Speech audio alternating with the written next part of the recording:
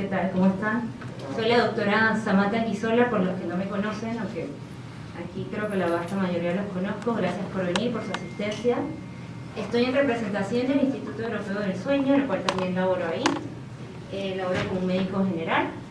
Y hoy vamos a hablar un poco sobre las patologías del sueño y su relación con las enfermedades o con el accidente cerebrovascular. Vamos a tener dos exponentes en el día de hoy. Va a estar tres exponentes realmente.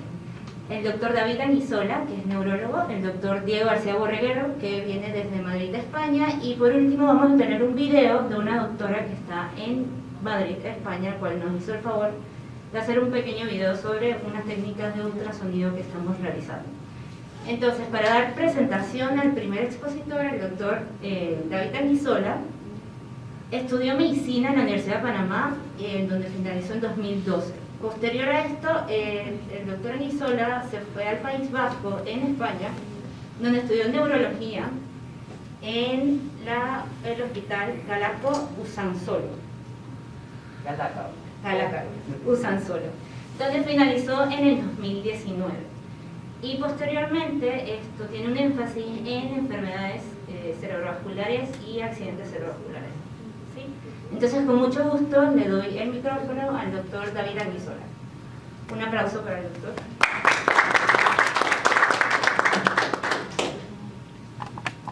Hola, ¿qué tal a todos? Buenas noches. Me suman los saludos de Samantha. Y si se preguntan, bueno, en nuestro país nuestro apellido es bastante autóctono, allá de las tierras chiricanas. No sabíamos, somos primos y el Instituto Europeo del Sueño nos unió. Fue así, un día nos visitó la doctora para hablarnos de sueño y ahí nos enteramos que venimos del mismo árbol.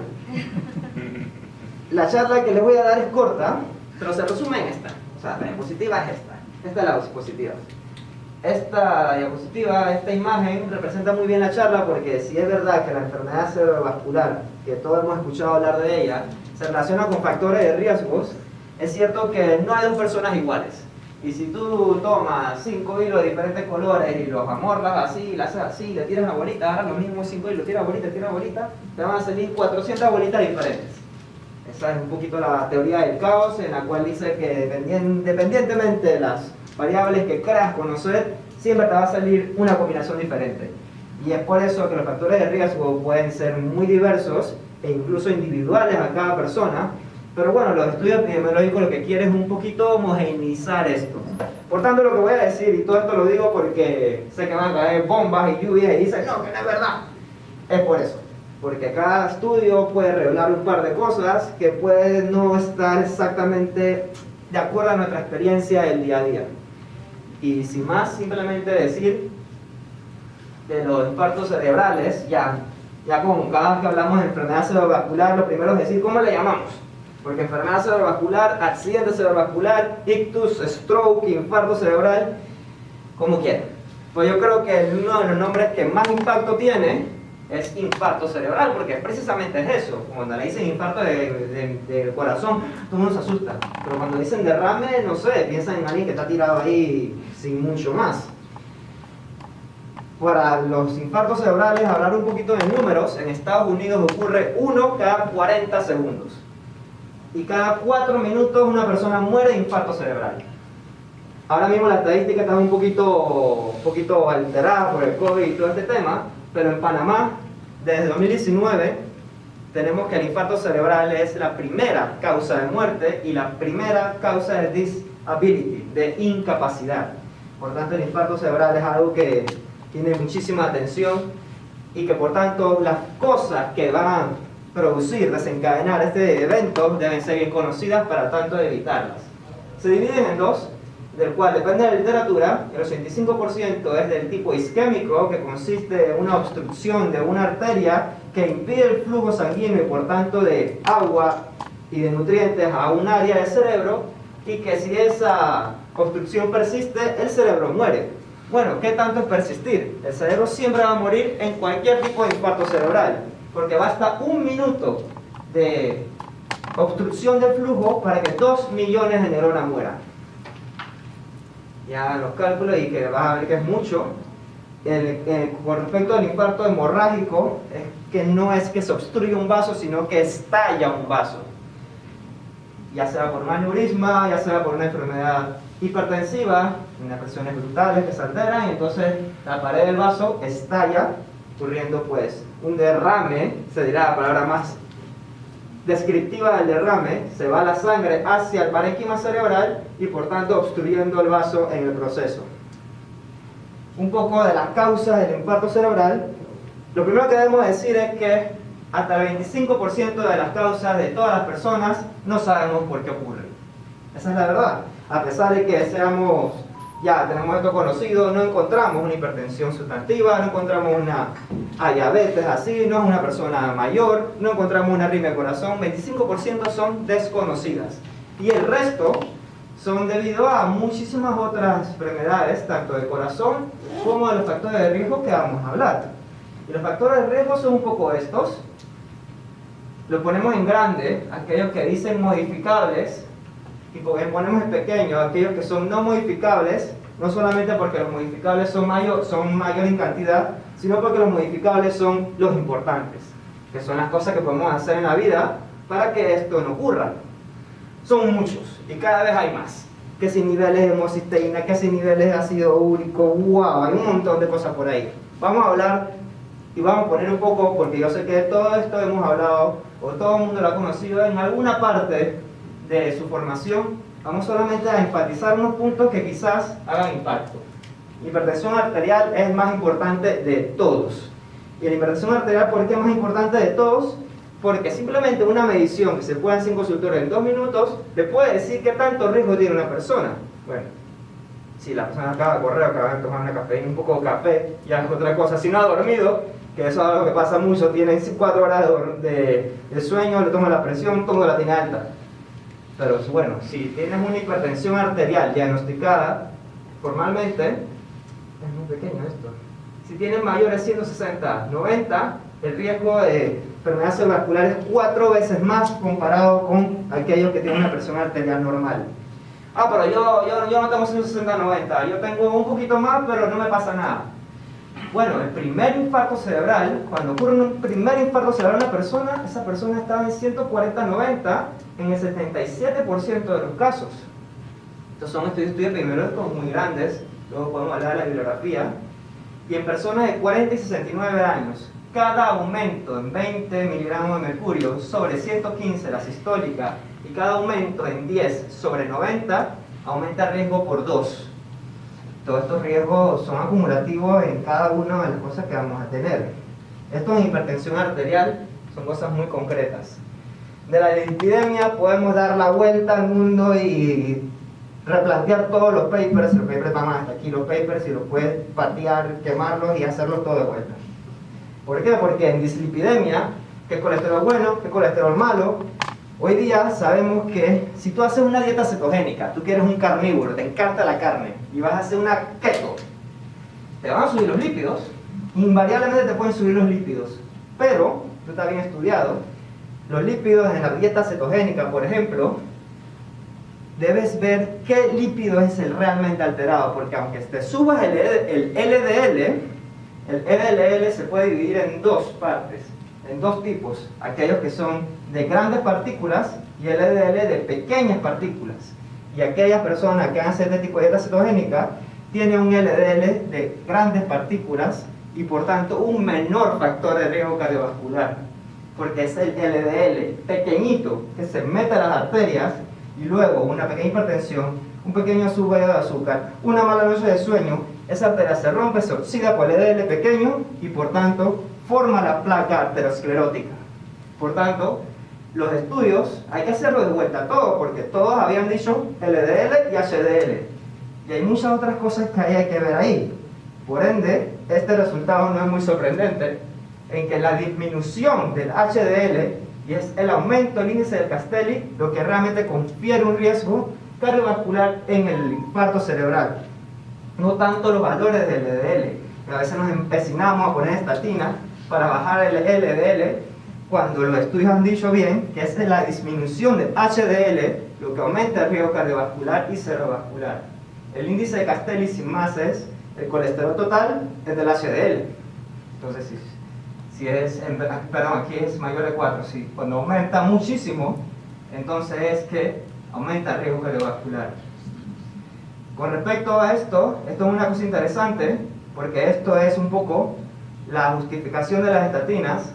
Disminuye el riesgo 21% por cada disminución de 1 milímetro de mercurio por litro, o sea 40 miligramos por decilitro de LDL. Eso es un estudio solamente que ha salido, no se ha podido replicar, pero ahí se lo dejo, sin más. Con diabetes e intolerancia a la glucosa surge también algo interesante, en donde sí, yo tengo un rango de glucosa que si sube más de 126 en ayuna, 2 veces seguidas, entonces tengo diabetes. Pero entonces, ¿qué pasa en ese rango de 100 a 126? Hay un estudio muy interesante que detectó que la intolerancia a la glucosa, ese intervalo de 100 a 126, te aumenta el riesgo por 2 veces de enfermedad cerebrovascular. O sea que hay que tener la glucosa a menos de 100 para decir que no tengo un riesgo vascular con respecto a la glucosa. Y si tengo diabetes y además tengo síndrome metabólico, el riesgo aumenta por 3. Y la obesidad es otro tema, que nos podemos quedar aquí tirando hilo y ver cuántas bolitas nos salen, que ya no es tanto el índice de masa corporal que tanto nos metían en la escuela, que el índice de masa corporal menor de 25, menor de 30 para decir obesidad o sobrepeso. Ahora lo que importa es, ya no la báscula, ya no importa que tengas el consultorio, doctor, pésame a ver. Ya lo que importa es tu cinta métrica. O sea, es algo aún más portátil quizás. Y no importa tanto el peso y la altura, lo que importa es cuánto midas de cintura, que es la medición en el ombligo, cuánto midas de caderas, que es lo mayor que tengas, que acá en la región del glúteo medio. Y si esa relación, aquí no se ve bien, mil disculpas, si esa relación es mayor de 0.85, entonces tienes un riesgo cardiovascular mayor que aumenta por 3 en infartos cerebrales. Y la fibrilación auricular nunca la podemos dejar detrás, porque cuando hablamos de adulto mayor, el 36% de los eventos cerebrales vasculares corresponden a una fibrilación auricular de mayor de 80 años.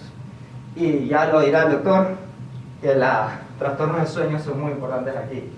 Y si no tienen ningún tratamiento, esta fibrilación auricular va a aumentar el riesgo de enfermedad cerebrovascular 20% por cada año. Esto ocurre muchas veces en mujeres mayores, es el típico perfil, el típico paciente que nos llega con esta relación de fibrilación auricular y infarto cerebral. Y bueno, nada más ya para casi terminar, el fumar, ya está, esto ya no hay que tirar papel a la basura ni quemarlo, esto es dosis dependiente, ninguna ingesta de tabaco es saludable en absoluto, y esto es tal cual, mientras más fumes, peor. Si fumas menos de 15 cigarrillos al día, aumenta 1.8, y si fumas mayor de 25, pues 2.7.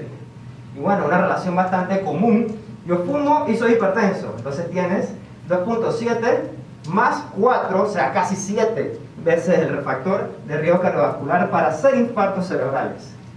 Y el alcohol, esta sí es una relación complicada. No, que si poco, que si mucho. Consumo alto y crónico, sí, eso ninguna duda. Pero ¿qué pasa? Consumo, ahora yo me tomo 2 copitas, doctor. Yo me tomo una. No, doctor, yo lo que pasa es que yo tomo socialmente. Eso es algo verdaderamente difícil de medir. Lo cierto es que lo que hacemos los neurólogos, los cardiólogos y que vemos riesgo cardiovascular es, si toma, entonces tomar 1 en la mujer, 2 en el hombre, elige tu trago. No, doctor, no me gusta el vino, me gusta el vodka. Bueno, pues toma 2 solo, 2 sotitos así, por favor, ya, al día, no más. Y nada de eso que no, que yo tomé, solamente tomo el fin de semana, así que me tomo los días que no me tomé los días de semana. Tampoco. Entonces, si tomas, esto es lo máximo, no es acumulativo, y si no tomas, no tomar, porque eso es otra cosa que se hace. No, entonces, para usted tome 1, y para usted tome 2 sotitos de vino. Eso tampoco. Si no toma, no inducir a la persona a tomar, y si toma, entonces decirle hasta cuánto es lo que probablemente, aquí falta un signo de interrogación, probablemente proteja, porque hay muchos estudios epidemiológicos donde esta relación ya se pone en cuestión. Lo que sí es cierto, y esta es una justificante para desaconsejar el consumo de alcohol total, es que esa protección del infarto cerebral isquémico no se ve en el infarto cerebral hemorrágico. el infarto cerebral hemorrágico, la relación es lineal. Mientras más tomes, más factor de riesgo tienes. No, que tome un poquito, ¿me protege? No, el infarto cerebral hemorrágico, mientras más tomes, más tendrás. Como el tabaco, tal cual es el infarto cerebral isquémico. Todo lo que hemos dicho es para isquémico. Esta es la única énfasis en hemorrágico. Y sin más, esta diapositiva lo resume todo y agregar unas par de cosas. ¿Cuánto tengo que moverme? A mí no me gusta moverme. Hay gente que no le gusta el ejercicio, pero nada. Yo siempre digo, un poquito inspirándome de J.K. Rowling, que no es que no te guste leer, es que no has visto lo que te gusta para leer, lo mismo. No es que no te guste moverte, es que no has encontrado lo que estoy para moverte. A veces los motivo así y les mando a bailar. Es algo lo único que a veces quieren hacer de actividad física. Ok, pero ¿cuánto? 150 minutos de actividad física toda la semana. Distribúyela como quieras, pero los estudios han dicho que más frecuente es más rentable y más beneficioso que una vez gran cantidad. Eso es un poco lo que han dicho. Y con respecto a la dieta, esto es algo bastante controvertido, pero muchos estudios, muchos están de acuerdo en esto. Y la dieta ideal, según la American Heart Association, es un poquito estas porciones: fruta y vegetales, 4 tazas al día, 4 a 5 tazas al día, y un guión. Y pescado, especialmente los carnosos, la tuna, el salmón, la trucha y así, 2 porciones de 3.2 onzas por semana, 3.2 onzas, un poquito la palma de la mano de cada quien. Granos enteros ricos en fibras, 1 gramo de fibra por cada 10 gramos de carbohidratos. Nadie se pone con la báscula así a hacer un poco. Comer un poco todos los días es lo que se recomienda sin más. Sodio, menos de 1500, y bebidas azucaradas, menor de 450 calorías por semana. ¿Cuánto es eso? Un poquito de la Coca-Cola, es la bebida insigne, y un poquito de 450 calorías, ¿cuánto es? Si esta es chiquita, 250 tiene 105, entonces me puedo tomar 4 de esas a la semana. Yo creo que la cola, yo siempre lo he dicho, no es para darle mala propaganda, pero es que es un detergente disfrazado de bebida refrescante. Así es, hay muchas cosas aquí, y me dirá el doctor García Borrero, los que toman Coca-Cola tienen la lengua más grande. Yo tengo la impresión que los que toman Coca-Cola tienen la lengua más grande. Tú agarras a los pacientes, tú le mides la lengua, tienen un lengua así. Y yo no sé si es que está ensuciada Coca-Cola o refresco, pero me llama muchísimo la atención. No tienen que ser grandes ni gordos ni tanto, pero no sé, de repente aquí miran su Coca-Cola y les sacan la lengua, a ver qué tal, pero impresionante. Y el 80% de los infartos cerebrales son prevenibles, son evitables. Y estas cosas de aquí debería ser tan normal decirlas como que es normal comer palomitas de maíz en el cine, como lo que es comer nachos en una reunión o lo que sea. Pero esto no es algo que nos impulse tanto a comer, sino es lo contrario. Sabemos más de la Coca-Cola, de cuánto debemos ejercitarnos al día. Y eso es algo, hay algo que hay político, sustancial, económico, social, hay mucho que ver. Y bueno, por último, estos son los que yo le comento, y ya el doctor García Borrero les hablará de él. Y de cuál es su riesgo y lo que hay que hacer. Esto es un poquito de las referencias. Quizás quieran ampliar la discusión o comentarme algo, mi contacto está allí, y cualquier cosa a la orden. Eso es todo. Muchas gracias.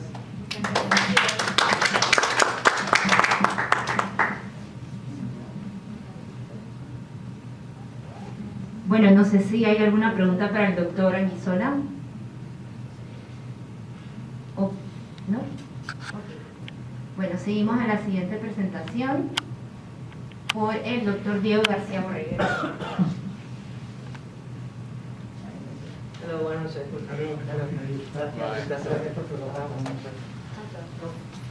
Bueno, el doctor Diego García Borrero nos viene visitando desde Madrid, España. Les cuento un poco de su trayectoria como médico. Él estudió medicina en la Universidad de Navarra terminó en 1984.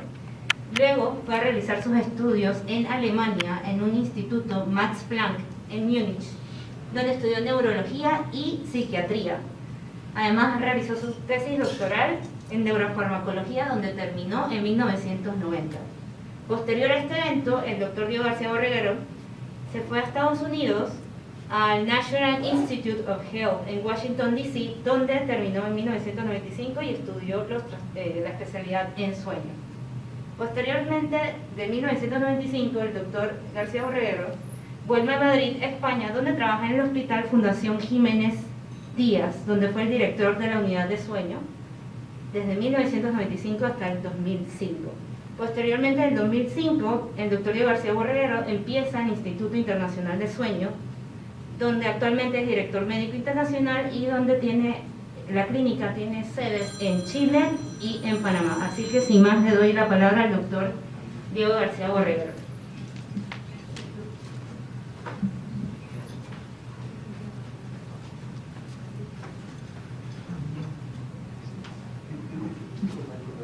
Bueno, muchísimas gracias. ¿Se me oye bien? Sí. Se me oye bien. No, bueno, gracias David, aunque ya se ha ido, por la introducción al tema.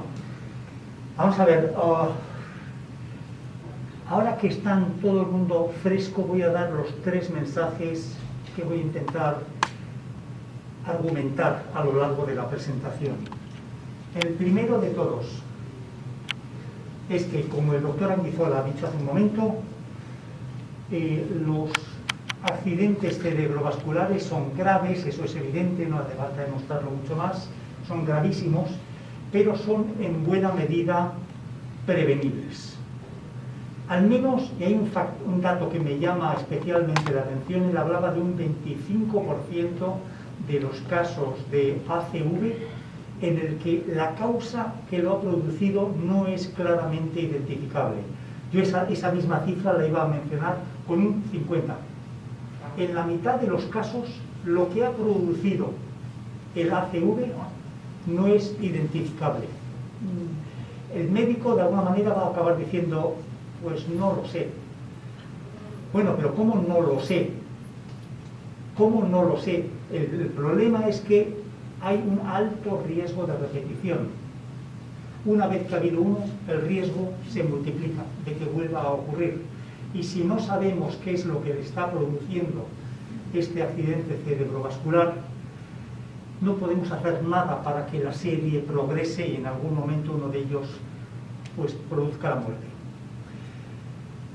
En ese 50%, 25 o 50%, vamos a dejarlo ahí en la mitad, de casos donde la causa no es conocida, es muy probable que haya factores que no se han investigado. Y dentro de ellos, el sueño juega un papel importante. Juega un papel importante.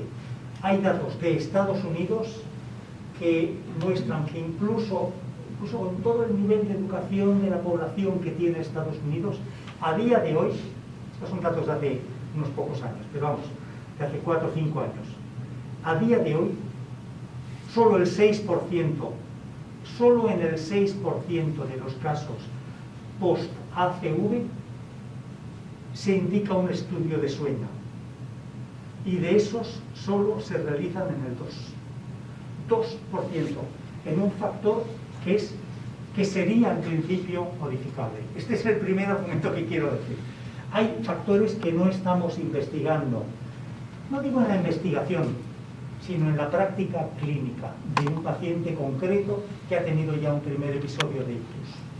Segundo, vamos a verlo al revés, que hay trastornos del sueño fuertemente ligados al riesgo de ACV, de presentar un ACV. De ellos me voy a centrar en la apnea del sueño, pero no es el único, es quizá donde el conocimiento está más, de alguna forma, más asentado, donde hay más base, mayor número de datos.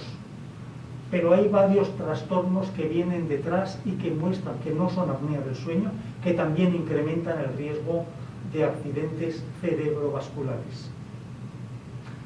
Y 3, que conociendo los 2 factores podemos hacer una labor de prevención.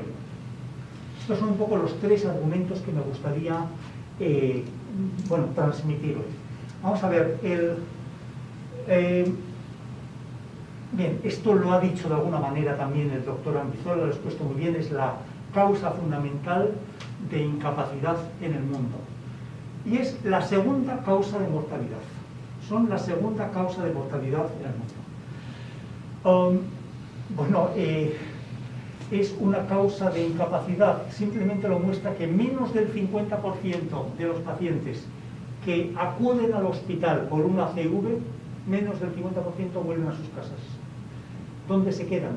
Siguen vivos, pero van a algún otro tipo de tratamiento, de cuidados crónicos. Es una cifra que nos hace de alguna manera temblar.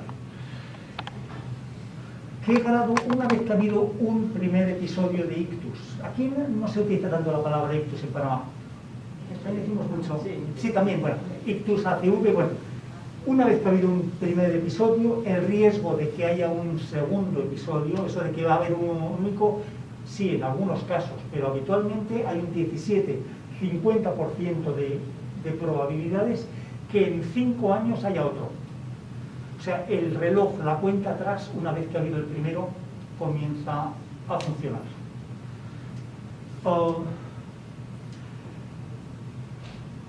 Lo que comentaba anteriormente, la causa fundamental del ictus puede ser identificada en solamente el 50% de los casos.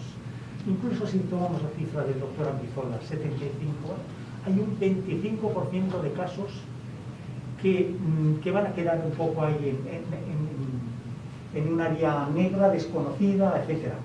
Y es la que tenemos que investigar. Y una vez, también hay otro dato importante, una vez que ha habido un primer episodio cerebrovascular, el riesgo de, en un estudio de sueño, las probabilidades de un estudio de sueño, de encontrar apnea del sueño significativa son del 67%. O sea, es que esto requiere pensarlo 2 veces. Habitualmente antes del primer episodio de ictus no se ha hecho un estudio de sueño. Si no había motivos, si nadie sospechaba nada. Hay casos en los que sí, pero habitualmente no. Ahora bien, una vez que se ha producido el primer caso de ictus, el riesgo de, si se hace un estudio de sueño, encontrarnos apnea del sueño significativa es de 2/3. Con lo cual podemos pensar que esa apnea del sueño, y lo mostraremos enseguida, ha contribuido a producirlo de alguna manera. ¿Y qué pasa si tenemos un cuadro de apnea del sueño? Pues que el riesgo de que haya un nuevo episodio de ictus, aumenta en más de un 50%. O sea, es un factor que para un neurólogo, un internista que está viendo el primer episodio de ictus, nos predice de una manera significativa si va a haber otro o no. Y esta es la importancia de hacer estudios de sueño en estos pacientes.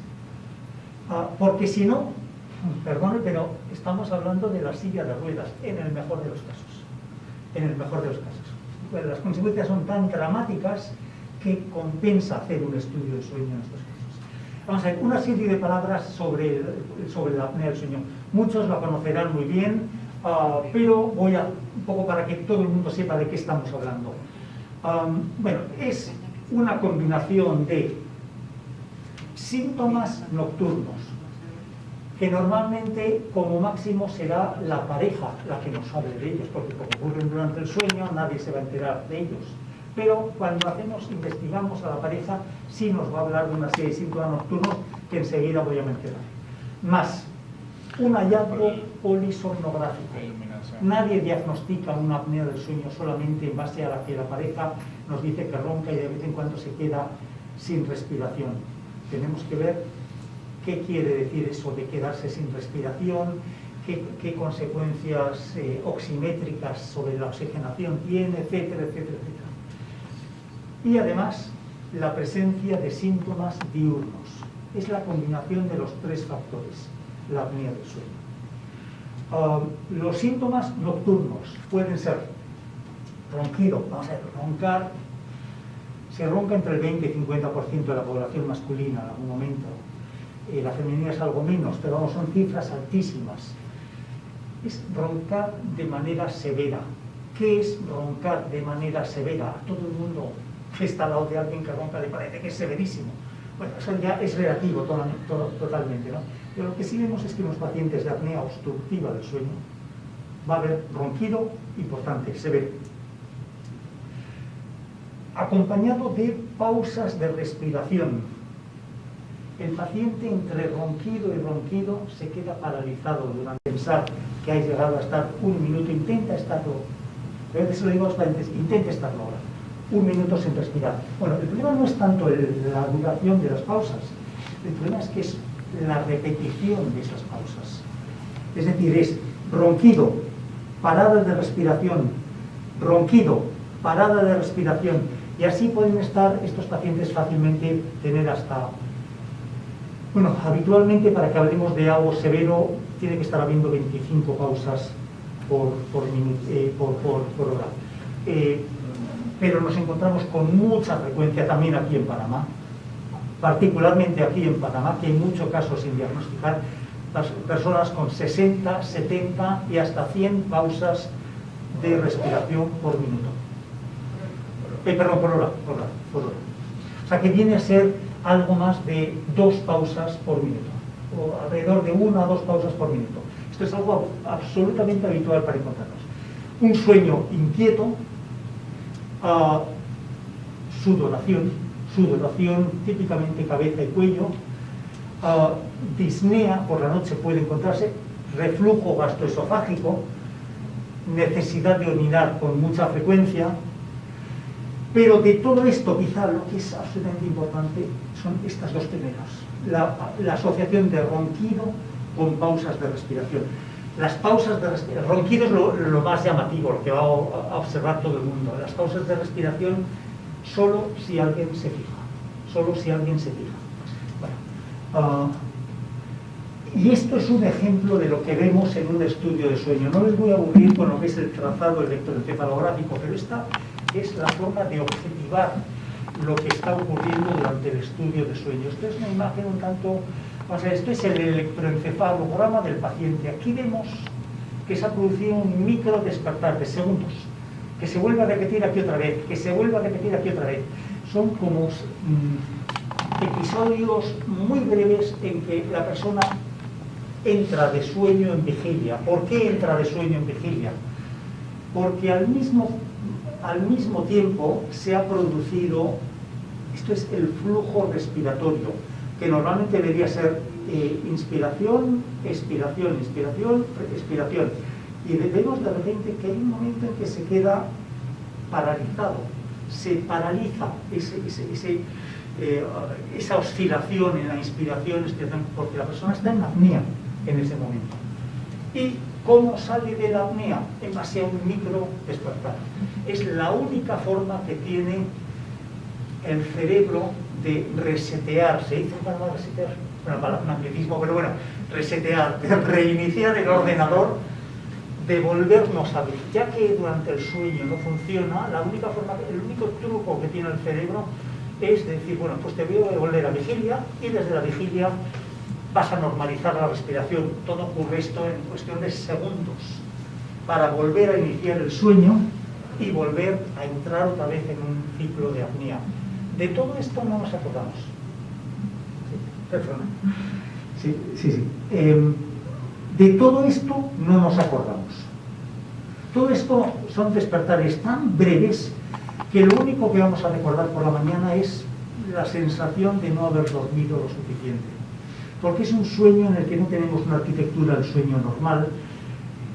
Ciertamente estamos inconscientes durante las 6, 7, 8 horas, pero los pacientes no suelen quejarse de insomnio, suelen quejarse de levantarse como si les hubieran dado una paliza.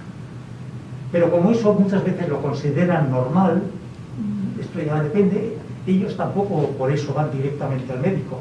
Ahora, cuando se les pregunta, dicen, es que, no sé, yo me levanto y seguiría 3 horas. ¿Y qué pasa si el domingo le dejo seguir 3 horas? Que sigue despertándose igual de sonado que un boxeador. Está totalmente atontado y de hecho durante el día, como no ha tenido un sueño reparador, vamos a ver, van a poder mantenerse bien mientras estén con un café en la mano, de pie, en acción, en actividad. Ahora, en el momento que se meten en un vehículo y manejan en una situación sedentaria, en el momento que entran en una reunión y tienen que estar en una situación sedentaria, escuchando, o incluso si no les importa demasiado, cuando no hay estimulación ambiental, se quedan dormidos. Hay somnolencia durante el día. Su rendimiento, como consecuencia de todo esto, es bastante bajo. A base de café y de atribuirlo a no sé qué otras causas, el paciente vive en un limbo, creyendo, no enterándose de todo esto, hasta que en algún momento alguien le dice: oye, tú estás roncando de manera salvaje y tienes problema por la noche. Y el paciente viene un tanto, sí, al médico, le lleva a su mujer al médico. Voy a ser un poco esta la típica situación. Y cuando le muestras lo que está pasando a lo largo de la noche, pero más incluso, sí, la oxigenación, la curva de oxigenación. En vigilia, típicamente estos pacientes tienen la oxigenación normal, por encima de 93, 94, etc. Ahora bien, cada vez que hay una apnea, se produce una caída en la saturación de oxígeno. La caída, ¿cuánto cae? Puede ser importante y depende de muchos otros factores. Factores de tipo respiratorio, todos ellos, de capacidad pulmonar. No es una enfermedad pulmonar como tal, porque el pulmón, en principio, hacemos pruebas, espirometrías, etc. Cuando es apnea, si es apnea asociada a un EPOC, sí, pero hablamos de apnea sola, como tal. Las pruebas de función respiratoria van a estar todas ellas normales, las pruebas de imagen van a estar normales. El problema es aquí, es en esta zona, que se produce un colapso de la musculatura faríngea durante el sueño en la inspiración. Esta es la causa del problema. Lo que pasa es que las consecuencias se van a producir a nivel cardiorrespiratorio. También vamos a ver en el aquí no vemos nada. En el electrocardiograma vemos todo tipo de arritmias habitualmente. Bueno, esto es básicamente lo que es la apnea del sueño. Muy rápidamente comienza el sueño. Se producen las primeras apneas o hipopneas. Hipopneas es que no hay un cierre total de la musculatura, no hay un colapso total. Simplemente el flujo respiratorio disminuye mucho. Como consecuencia de esa parada de la respiración, de duración variable, se va a producir una disminución del oxígeno y, dependiendo de la reserva pulmonar, un incremento del CO2, con disminución del pH, en los casos más severos. Esto a lo largo de la noche, en algún momento, está tanto tiempo en apnea que empiezan a acumularse los efectos, y es cuando se ve con mayor claridad. La única manera de salir de ese círculo vicioso es mediante un microalertamiento, el sistema de reseteo que he dicho que tiene el cerebro. Como consecuencia, esto restablece la respiración para iniciar ese ciclo infernal de nuevo. Bueno, ¿qué implicaciones tiene esto? Bueno, por un lado, se produce una situación de vasoconstricción pulmonar. La vasoconstricción pulmonar lleva a hipertensión pulmonar en un porcentaje significativo de pacientes. Se produce una situación de vasoconstricción sistémica que lleva a hipertensión sistémica, de la que ha estado hablando el doctor Anguizola. Empezamos ya a tener un cóctel que, aunque en esta gráfica va a estar muy centrado en lo torácico, en algún momento va a tener consecuencias cerebrovasculares. Se produce bradicardia vagal y extrasistolia, que va a tener como consecuencia la presencia de arritmias que empiezan por la noche y se producen en algún momento durante el día. Puede en niños pequeños llevar a muerte súbita del lactante. Se va a producir retención de CO2 en los casos más severos, que puede llevar a hipoventilación alveolar crónica, disfunción cerebral como consecuencia de la hipoxia, que puede llevar a somnolencia diurna, accidentes, deterioro intelectual, cambios de personalidad, alteración de la conducta y una pérdida de sueño profundo y fragmentación del sueño. Todo esto hay que tener en cuenta. Esto aparece, la apnea es una enfermedad típicamente de los 55 años, es una enfermedad de hombres, más que de mujeres. A partir de los 55 años los factores que protegían a la mujer desaparecen y la mujer rápidamente se iguala al hombre. Bien, pero es una enfermedad que va a más con los años. Esto no está ocurriendo aisladamente, todo esto está ocurriendo en el marco de, bueno, esto no te libra de tener el colesterol elevado, no te libra de tener otros factores para hipertensión arterial, no te libra de tener factores de deterioro cognitivo. De alguna manera, la apnea lo que hace es acelerar, que por sí es un problema, pero es que acelera otras enfermedades, otras causas de deterioro. Y es como hay que entenderlo. En cualquier caso, la apnea del sueño está asociada a un incremento de mortalidad. Esta gráfica todo lo que dice es que hay una relación dosis-respuesta entre apnea y posibilidades de supervivencia. Quiere decir esto lo siguiente, que cuanto más apneas tengamos, la esperanza de vida es menor, que es la curva roja. Si tenemos, las diferentes curvas son número de apneas por hora de sueño. Cuanto más severa esa apnea, menos vamos a vivir. O sea, está directamente relacionada con la mortalidad. Y esta gráfica este dato requiere más de explicaciones. ¿A qué hora se mueren por causas cardíacas la población? Lo que vemos es que aunque ya sé que es un tema muy discutido, no está claro que haya una hora del día, dividimos esto de 6 de la mañana a 12 de la mañana, por causas cardíacas, la población general, mediodía a 6 de la tarde. No hay una relación clara entre un horario y la mortalidad. Lo que sí vemos es que cuando tenemos apnea del sueño, la mayor causa de mortalidad se produce claramente entre la medianoche y las 6 de la mañana, seguida del periodo entre las 6 de la mañana y las 12 del mediodía. Pero con claridad vemos que es este periodo nocturno el que más incrementa la mortalidad. Y ya entramos más específicamente en el cambio, nuevamente en el área de los accidentes cerebrovasculares.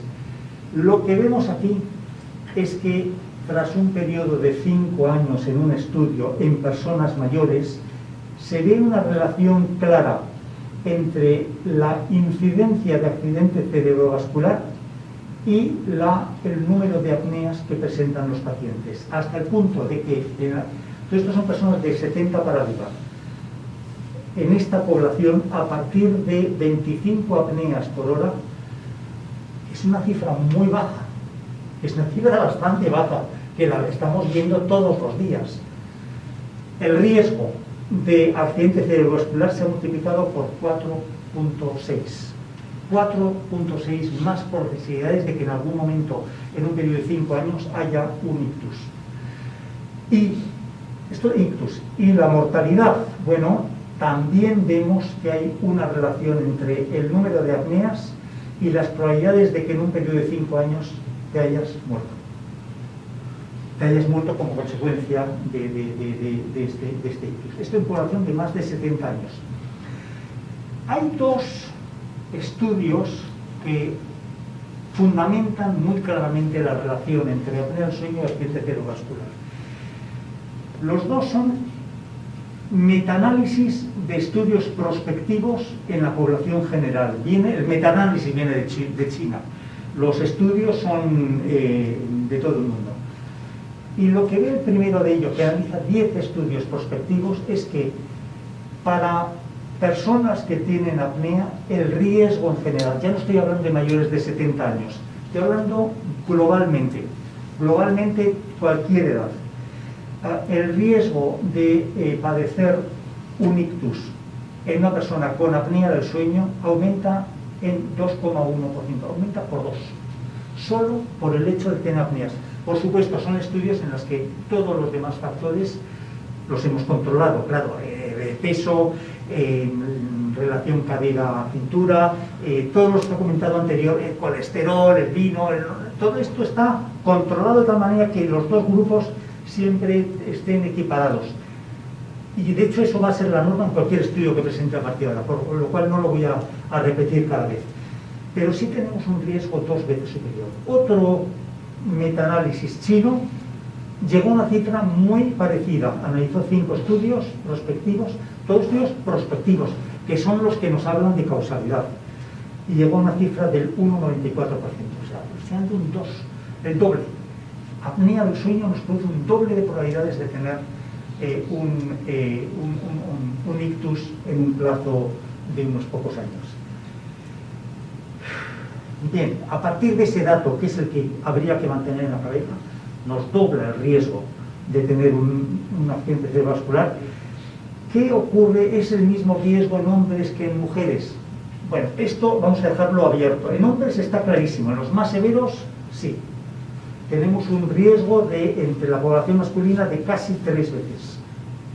En la mujer, en el mismo estudio no se vio que haya una relación tan clara para la mujer. Ahora bien, en las mujeres, para un índice de apnea y hipopnea mayor a 25, cada incremento de 2% en la probabilidad de ictus, se produce una unidad de incremento en el índice de apnea. Vamos a ver, vemos a partir de 25, por cada incremento en el índice de apneas, se produce un incremento similar, constante, en el riesgo de ictus. Un estudio, este es español, cuestiona que no haya tal riesgo en las mujeres, porque ellos sí seccionan a la población entre aquellas que tenían un índice de apnea del sueño de más de 10. Más de 10, aquí la mitad de los que están, estoy seguro que tienen más de 10 apneas. Seguro. Es que menos es raro encontrarlo. Es que casi es el mínimo. De los que están, probablemente la mitad tienen más de 10. Estamos poniendo un umbral bajísimo, bajísimo, bajísimo. Bueno, diferenciamos entre las mujeres de más de 10 con las de menos de 10. Y lo que vemos es que hay una asociación entre el riesgo de ictus y, o sea, las que tienen más de 10 tienen más ictus, claramente. Ahora bien, una cosa interesante, hasta ahora estamos hablando de riesgos, ¿podemos hacer algo para evitarlo? Primer dato esperanzador, que si a las mujeres con más de 10 les tratamos con CPAP, que es la forma más típica de tratamiento de la apnea del sueño, las convertimos, aunque tengan más de 10, las convertimos igual al grupo de menos de 10. O sea, ese riesgo lo podemos neutralizar con el tratamiento. Primera consecuencia. Y evitar y hacer que tengan una incidencia de ictus igual que si no tuvieran la apnea. Lo cual es la primera noticia positiva. En cuanto al tipo de ictus, parece que el accidente cerebrovascular tromboembólico es más común en las personas con apnea del sueño. No está tan claro que el hemorrágico lo sea. Hay una cierta tendencia en los datos hacia el tromboembólico. Bueno, riesgo de recurrencia. Lo que se ve en este estudio es que en un estudio de 91 pacientes que habían tenido ya un ictus o un accidente isquémico transitorio y se les hace un seguimiento de 2 años, se ve que la recurrencia, la aparición de otro es un 50% más común en los pacientes que tienen SDB, que es apnea del sueño. Es otra forma de llamar apnea del sueño, para no entrar en demasiado... O sea, trastornos respiratorios durante el sueño. Es decir, el riesgo se incrementa en un 1,52%. Tiene un 50% más de riesgo. La apnea del sueño incrementa el riesgo claramente.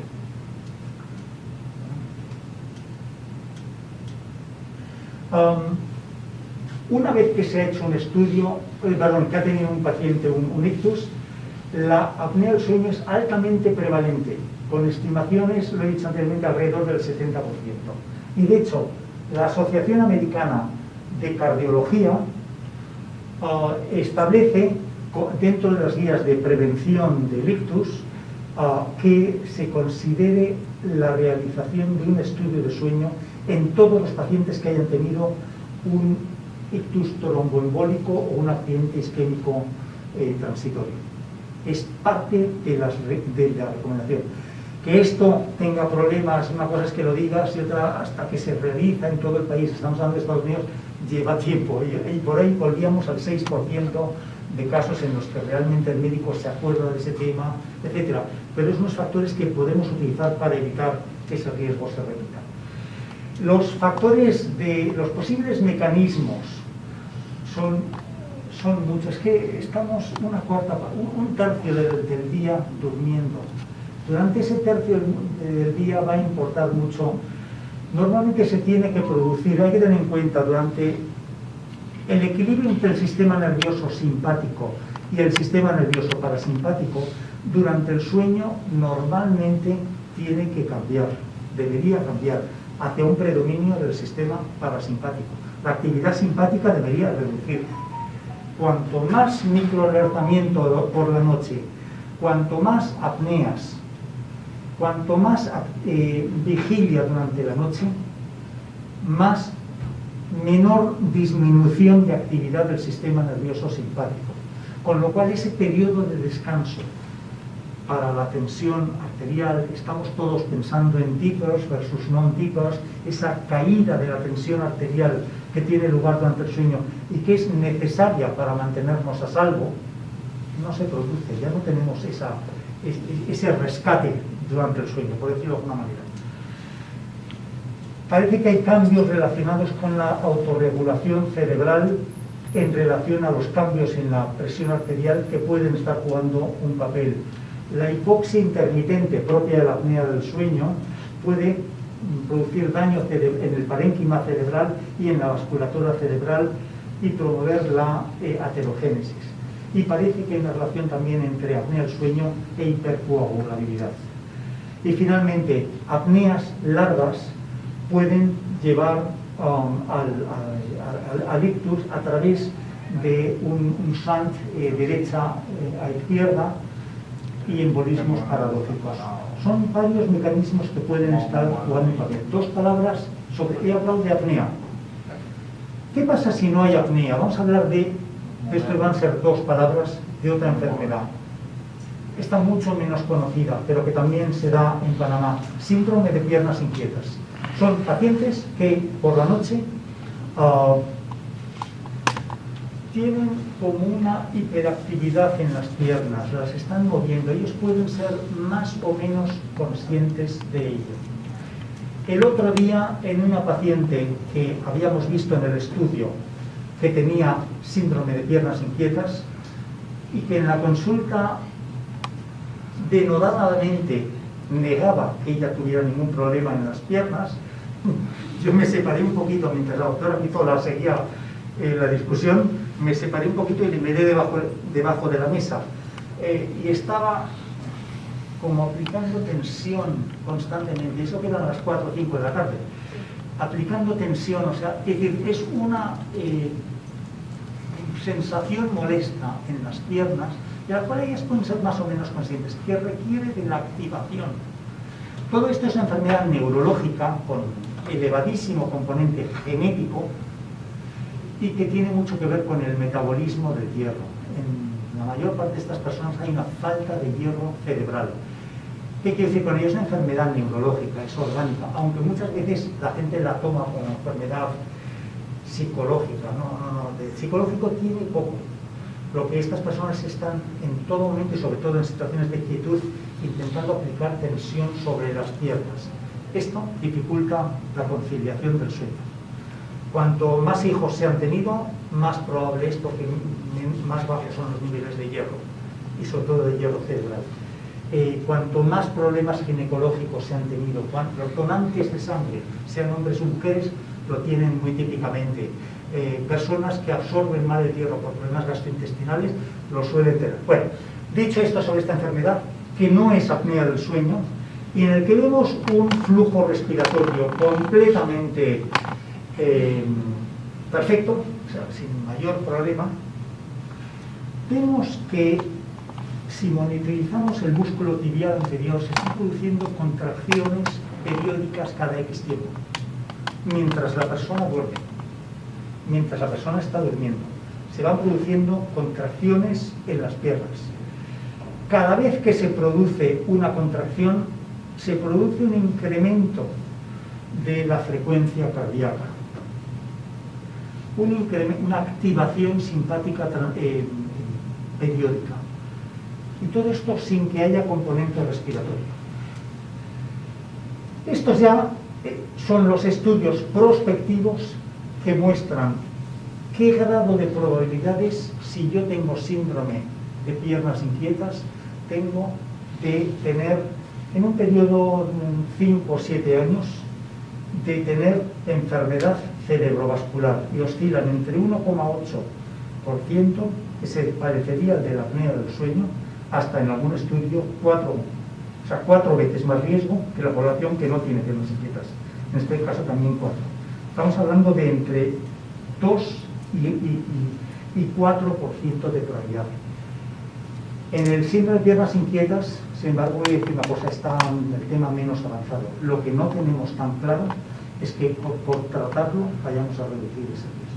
Yo quiero creer que sí, pero esos datos faltan todavía. Personas con insomnio y riesgo de tener un accidente cerebrovascular. Lo que sí vemos es que, insomnio. Las personas que tienen insomnio y además objetivamente duermen son los llamados short sleepers. Personas que duermen menos de 6 horas por término medio, que tampoco pueden dormir mucho más. Son un tipo de personas que tienen una esperanza de vida, un riesgo de enfermedad cerebrovascular mayor, que les diferencia del resto. Es otro factor de riesgo que está comenzando a ser explorado con mayor detalle. Finalmente, ¿cómo se diagnostica la apnea del sueño? Hay formas simplificadas, desde luego. Podemos hacerlo con un oxímetro, con un pulsioxímetro, sí, pero es una medida que nos va a dar mucho falso positivo y mucho falso negativo, sobre todo mucho falso negativo. El pulsoxímetro capta solo los casos más severos. ¿Podemos utilizar pruebas ambulatorias? Sí, también con lo mismo, las poligrafías respiratorias. El gold standard es la polisomnografía. Requiere una noche de internamiento en la que se va a medir el electroencefalograma, vamos a ver la actividad ocular y vamos a ver el electromiograma durante todo el periodo de sueño. Vamos a medir el flujo buconasal, esfuerzo torácico abdominal, electrocardiograma y vamos a medir la actividad en las actividades anteriores. El paciente viene por la noche, esta es una imagen del centro nuestro en Madrid, se le ponen los electrodos y el paciente pasa la noche.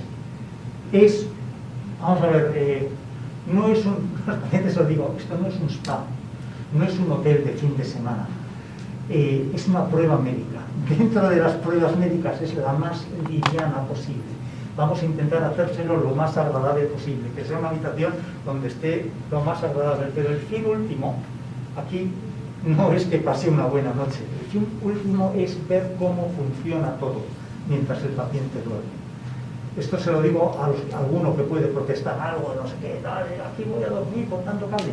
Sí, va a dormir con tanto cable y duerme mucho más de lo que piensa. Lo que intentamos ver es cómo funciona la respiración mientras está durmiendo. Y eso lo conseguimos. No es una cura de sueño, como alguna gente quiere. Me dice una cura de sueño y te imaginas hay un hotel en los Alpes. No es eso. Esto no va a ser un tratamiento, es un diagnóstico que es diferente. Y estamos hablando de una prueba médica. Y todo esto al final va a entrar en unas computadoras y nos va a ir dando la señal que luego posteriormente analizamos con todo tipo de datos. Y yo creo que es esto lo que quería comentar. Bueno, muchísimas gracias por la atención. Voy a introducir el siguiente tema. Y es que el siguiente tema es un tema breve, pero vamos a ver, dentro de la exploración, nosotros vemos un paciente con apnea del sueño. Diagnosticamos una apnea del sueño. Buena parte de la decisión terapéutica, tratar o no tratar, esta es la cuestión. Si el cuadro de apnea del sueño es brutal, basta, pues claro, hay que tratarlo. Si el cuadro de apnea del sueño es menos brutal, estamos hablando de 20, 25, 30 apneas. Podríamos incluso hacer un tratamiento con un dispositivo de avance mandibular. Cuanto menos severo el cuadro, más difícil la decisión terapéutica. Bueno, dicho esto, ¿cómo podemos tomar una decisión objetiva? Porque en el fondo, ¿qué es lo que queremos evitar? Que haya un problema cardio y un problema cerebrovascular. Sobre todo es esto lo que vamos a intentar evitar. ¿Cómo puedo yo saber el riesgo cerebrovascular que tiene un paciente? Bueno, desde luego, el doctor Anguizola ha explicado análisis de sangre, van a recibir mapeo de tensión arterial, etcétera, etcétera. Toda la historia médica la vamos a tener delante nuestro en ese momento. Ahora, ¿cómo podríamos saber el estado de las arterias cerebrales? El riesgo que tiene de un ictus tromboembólico y el riesgo que tiene de un ictus hemorrágico. Bueno, para ello, una de las cosas que podemos hacer, el tromboembólico, podemos ver, hacer una prueba de Doppler de los troncos supraórticos, pero también podemos medir el grosor íntima media en los vasos cervicales, ver si hay engrosamientos en esa en la circulación de las grandes arterias que van hacia el cerebro. Yo se lo explico a los pacientes, es como si en la autopista que entra en la ciudad ya empezamos a ver camiones en los costados que están dificultando un poquito el tráfico, de momento dificultándolo. También podemos hacer otra cosa, y es, para ver el riesgo de que esas arterias se rompan, podemos hacer mediante Doppler una prueba, que además es totalmente inocua, mediante ultrasonidos, que nos va a decir si la arteria cerebral media en qué medida es una manguera de goma, que es capaz de absorber las variaciones en la presión arterial, hinchándose, o sea, dilatándose y contrayéndose, que es lo que tiene que ser. O sea, cuanto más de goma, más elástica sea la arteria cerebral media, menor riesgo hay de que se rompa. Ahora, con los años, esa arteria, esa manguera, se va a ir convirtiendo cada vez más en una tubería de hojalata, con una rigidez absoluta e incapaz de dilatarse, de absorber variaciones en el diámetro. Una tubería de hojalata, en cuanto hay en la casa un aumento de presión del agua, estalla. Y esto es la hemorragia. Podemos ver el estado de elasticidad, la rigidez de las arterias. Y esto es lo que podemos hacer en un periodo de unos 10 minutos, midiendo el llamado índice de rigidez. Para ello, la doctora García Malo, que trabaja conmigo en Madrid, esta técnica la tenemos ya ahora mismo en Panamá. Hola, bueno. Sí, lo dejo allí. Buenos días a todos, mi nombre es Celia García Malo, soy neuróloga y experta en medicina del sueño y actualmente trabajo en el Instituto de Investigaciones del Sueño en la sede de Madrid. Me han encargado de una breve presentación sobre la utilidad de la ecografía en la prevención del accidente cerebrovascular, que como todos sabemos es un problema de salud pública sumamente importante. Bien, para comenzar, la ecografía es una prueba de imagen que se basa en los ultrasonidos y lo que nos permite es observar el cambio que se produce al rebotar los ultrasonidos frente a un material. Necesitaremos geles para que se favorezca la conducción de los ultrasonidos y necesitaremos también la presencia de lo que se denomina ventanas acústicas que nos permitan obtener una buena imagen. Para ello, el transductor emite el ultrasonido, rebota contra el elemento que estemos estudiando y es capaz de captar la información del sonido reflejado y transformarlo en una escala de blancos y negros. La ecografía es una prueba no invasiva que no emite radiación, no necesita ninguna preparación previa, es barata, es accesible, es cómoda para el paciente, se puede repetir tantas veces como sea necesario y también se puede utilizar en determinada población, como por ejemplo embarazadas y niños. La ecografía nos permite estudiar diferentes estructuras anatómicas Tenemos unas secuencias en modo B, que es la imagen morfológica en blanco y negro, y también podemos utilizar el modo color y el efecto Doppler para hacer estudios vasculares. En neurología existen múltiples pasos que pueden ser estudiados mediante ecografía y los vamos a definir brevemente a continuación. En cuanto al riesgo vascular, es el riesgo que tiene un individuo de padecer enfermedades vasculares a lo largo de su vida. Habitualmente, esto está basado en la presencia de unos factores que determinan ese riesgo.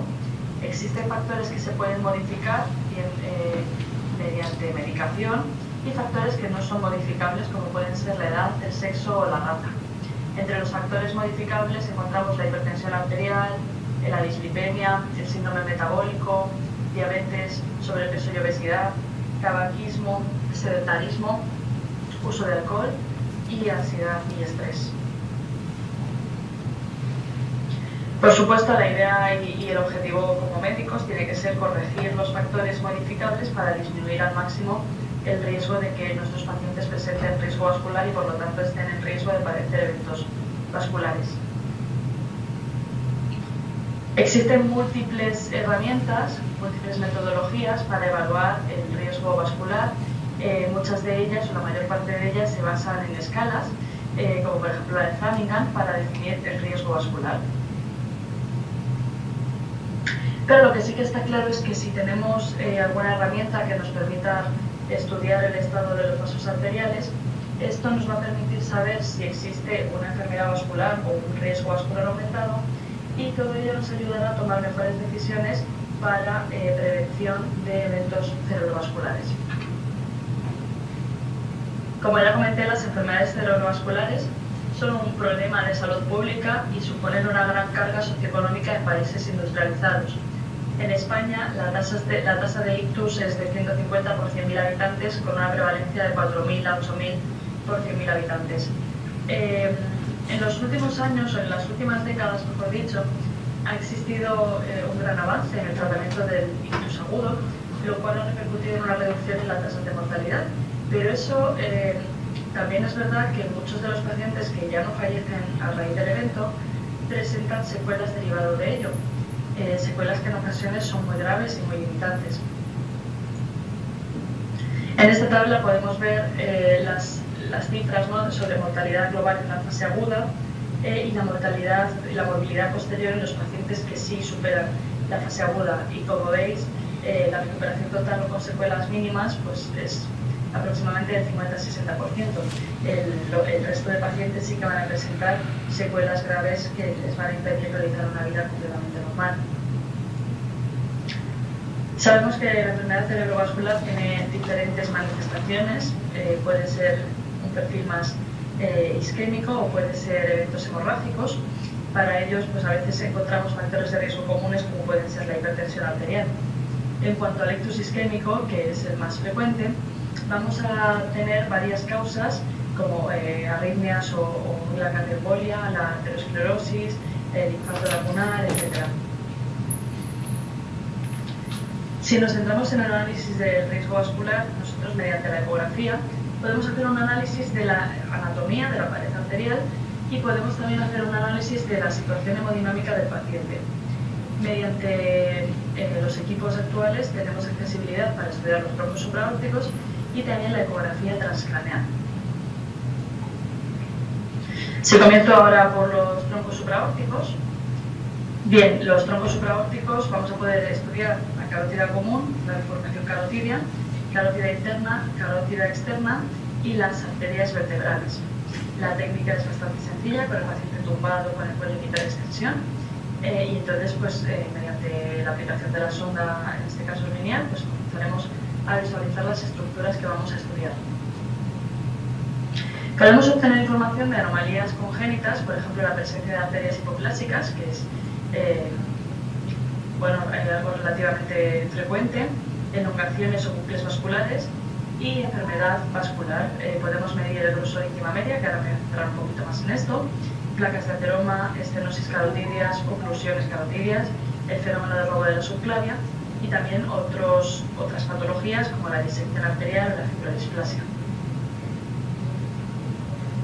Aquí podemos ver unas imágenes de arterias, ¿no? De la carótida común, carótida externa, carótida interna y arteria vertebral, todas ellas con diferentes características en cuanto a hemodinámica y anatomía, pero bueno, son accesibles y las podemos estudiar con mucha sencillez. Bien, ahora me voy a centrar en el GIM, en el grosor íntima media. El grosor íntima media es una medida sumamente útil, un análisis en la pared arterial que realizamos en la carótida común a nivel distal, justo 1 centímetro proximal a la bifurcación carotidia.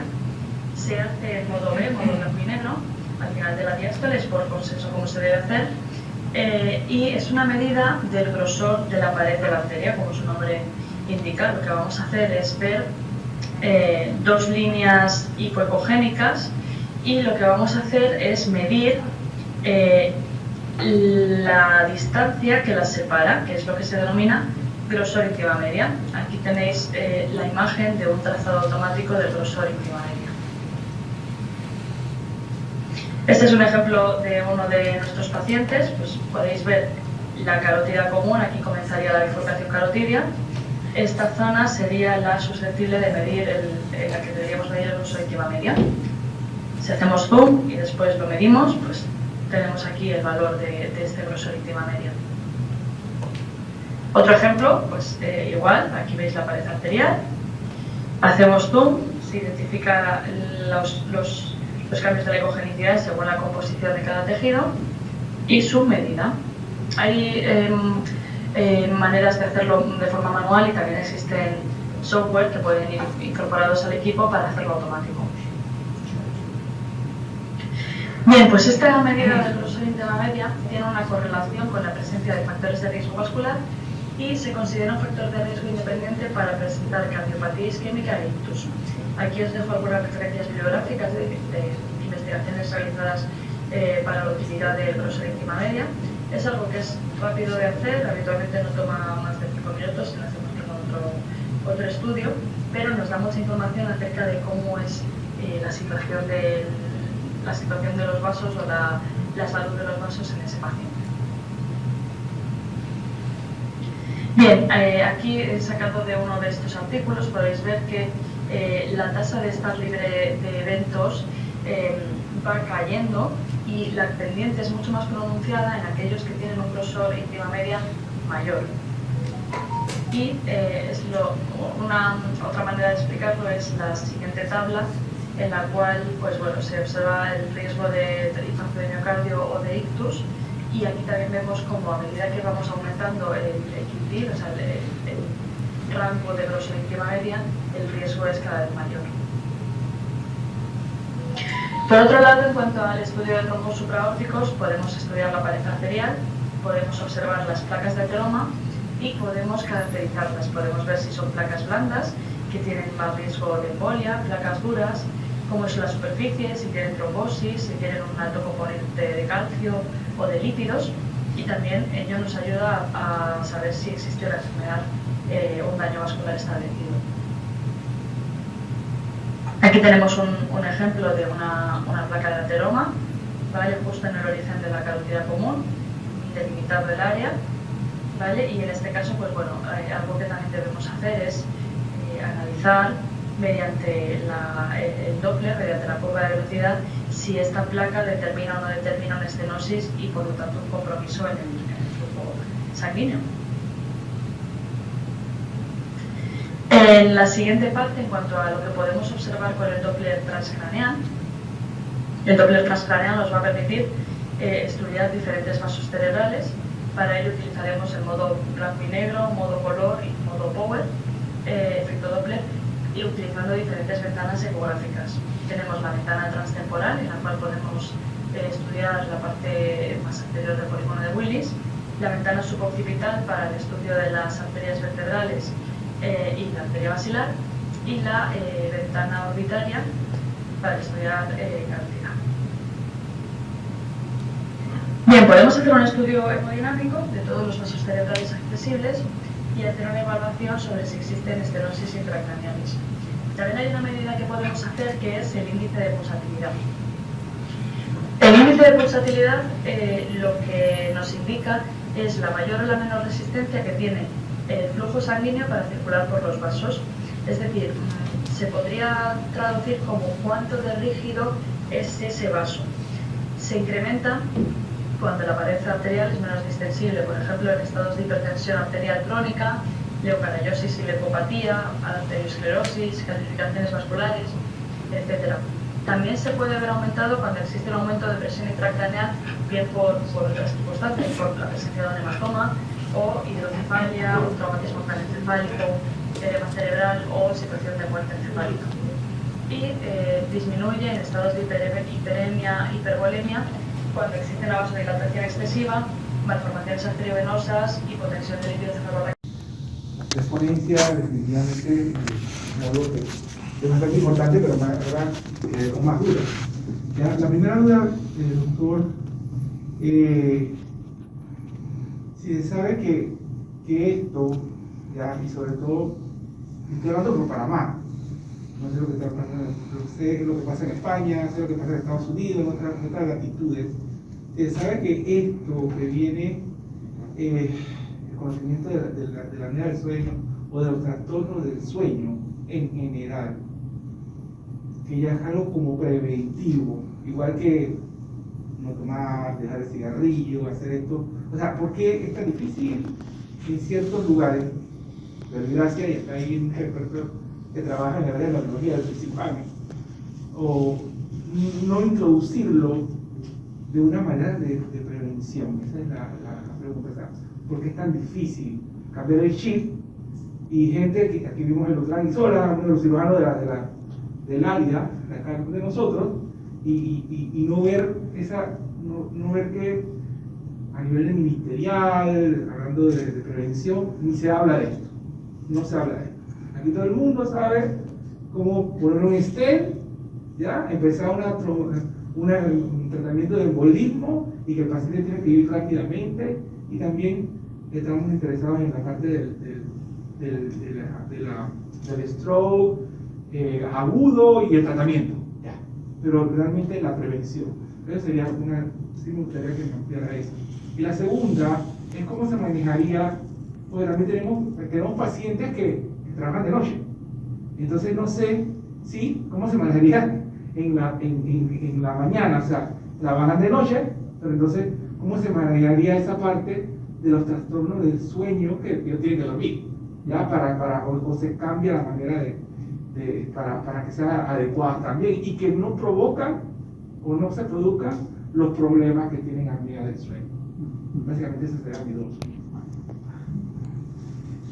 Bueno, la primera de las preguntas, cambiar conductas. O sea, desde aquí vemos, siempre suelo utilizar el mismo ejemplo. Tenemos tremendamente asumido que hay una relación entre tabaquismo y cáncer de pulmón, ¿no? Yo creo que nadie lo duda, nadie lo ha dudado en mucho tiempo.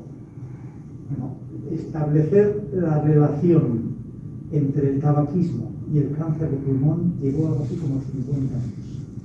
Bueno, aquí podríamos decir que si las tabaqueras intentaron todo lo posible para despistar y para... De acuerdo. Pero incluso si tuviéramos un ejemplo menos político, menos... La relación entre hipertensión arterial e ictus está clarísima, es el punto de partida de todo. Establecer esa relación llevó décadas, pero no solamente llevó décadas, hacer que la medicina general aceptara que hay una relación entre una cosa y la otra, eso sí que llevó décadas. Entonces lo mismo digo con los trastornos del sueño. El otro problema que tienen, vamos a ver, hay muy poca educación en trastornos del sueño en las facultades de medicina, pero en mi época,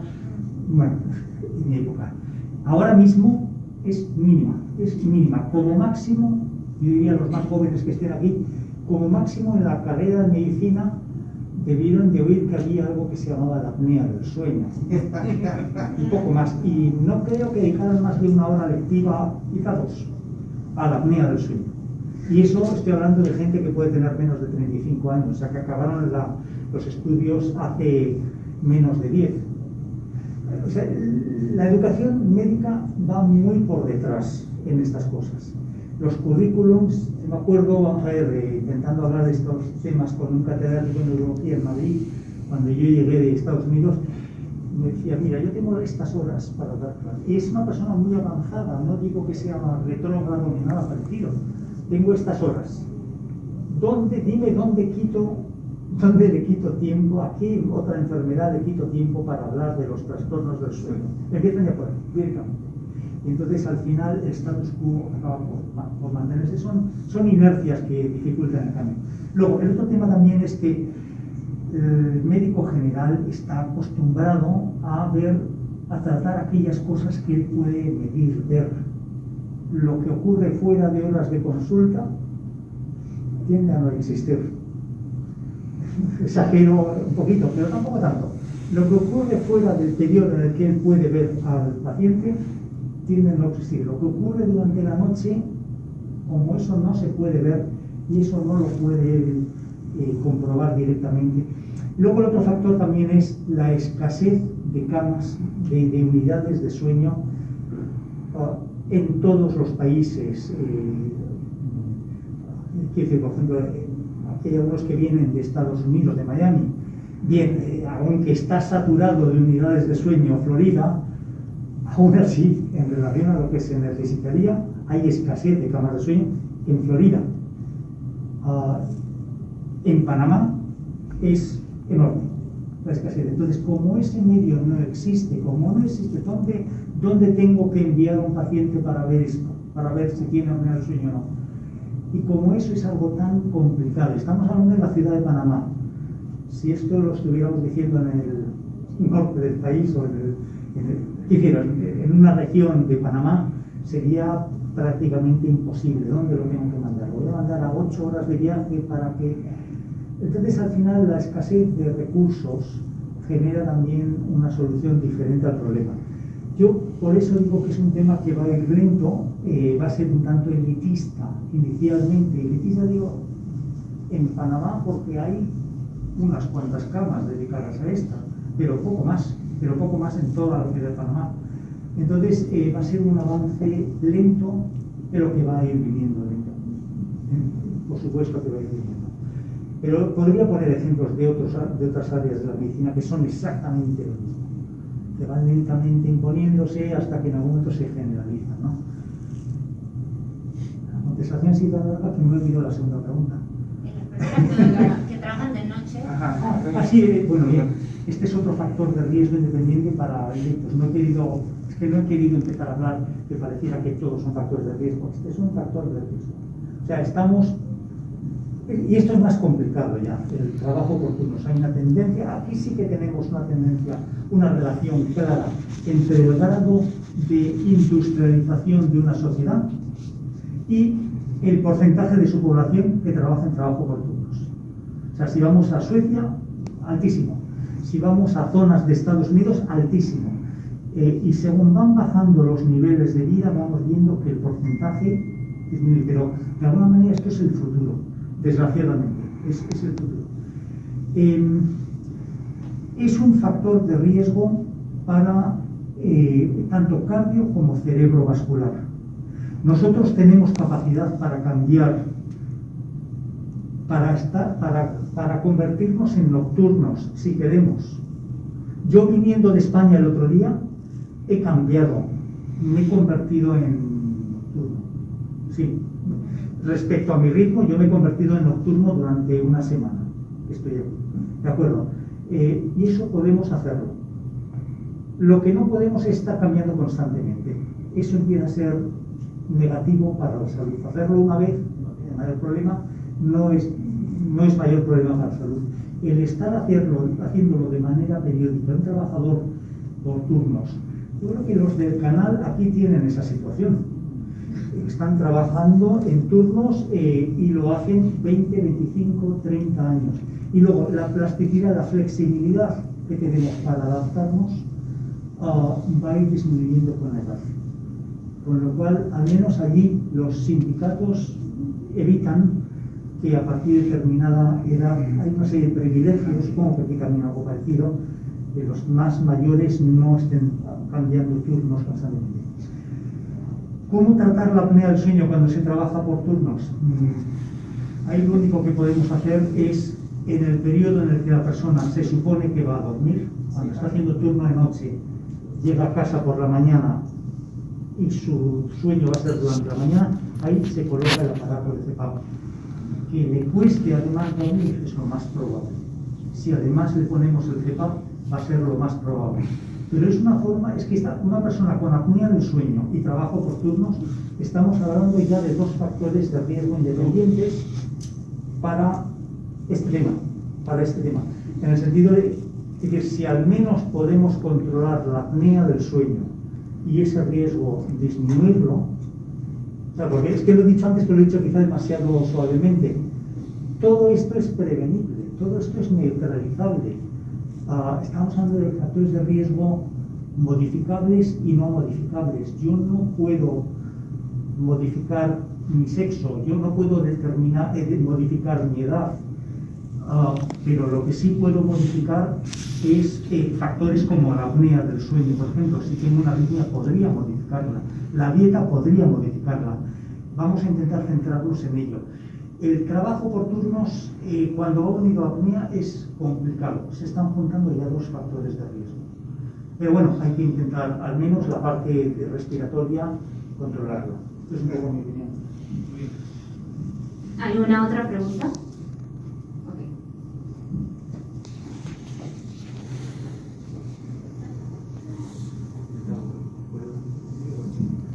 Hola, buenas noches. Doctor, usted mencionó referente a tratamientos sobre aparatos de adelantamiento mandibular. ¿Qué aparatos usted utiliza y si conoce el sistema MyoBrace y si lo utiliza?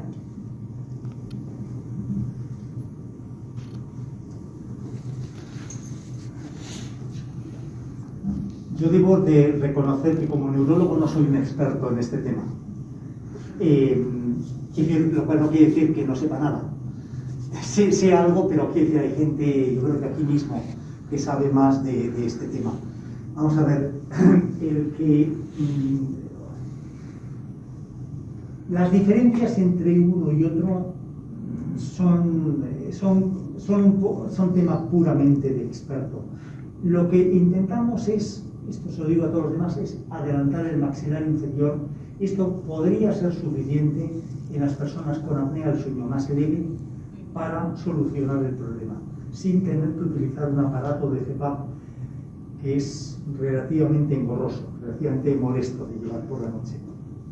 El que nosotros estamos utilizando ahora mismo, de esto sabes más, no quiero hacer publicidad de nadie, estamos trabajando con una casa que es española, pero no tiene nada que ver, simplemente, bueno, porque es la que más cerca la tenemos, porque veníamos ya de España con ella, que se llama Ortopnea, que está en Panamá, está introduciéndose en Panamá, ¿no?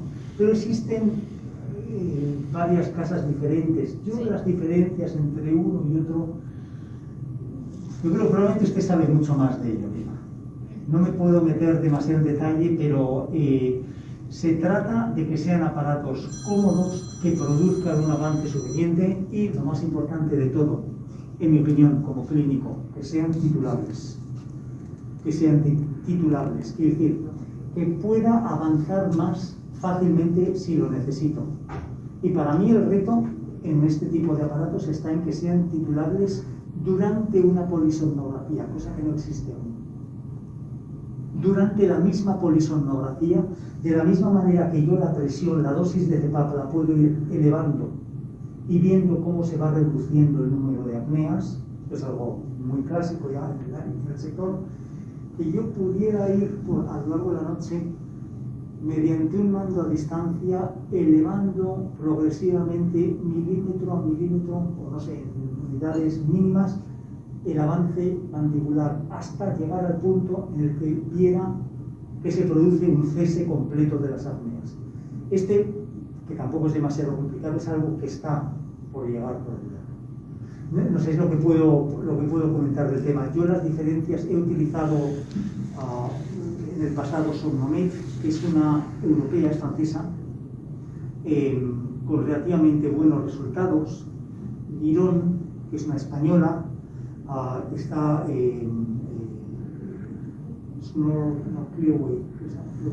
una canadiense, pero yo no sé, las diferencias entre todas ellas ya son un tema más de... Porque usted pienso que es ortodoncista, ¿no? Me imagino. Quizá usted me puede contar algo más de todo esto. Yo utilizo un aparatito que es de Mayobrace, como le comentaba, que son aparatitos que adelantan la mandíbula y sí se obtienen buenos resultados en niños más que todo, pacientes que roncan mucho en la noche, que empiezan a utilizar el aparato, lo usamos 1 hora en el día y toda la noche y se tienen muy buenos resultados. Los niños dejan de roncar, mejora mucho el tema de la cojera, el tema de la somnolencia en el día,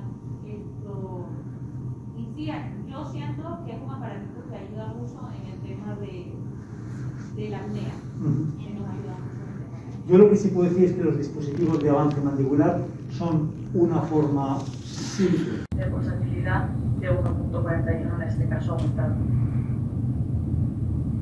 Como conclusiones, pues mencionar de nuevo que la ecografía es una técnica muy útil, rápida, no invasiva, que nos permite conocer la situación actual vascular de los pacientes y por lo tanto darles la mejor atención posible de cara a prevención de eventos cardiovasculares que, como veis, pues, es sumamente frecuente y probablemente si hacemos una buena prevención de ellos conseguiremos minimizarlos.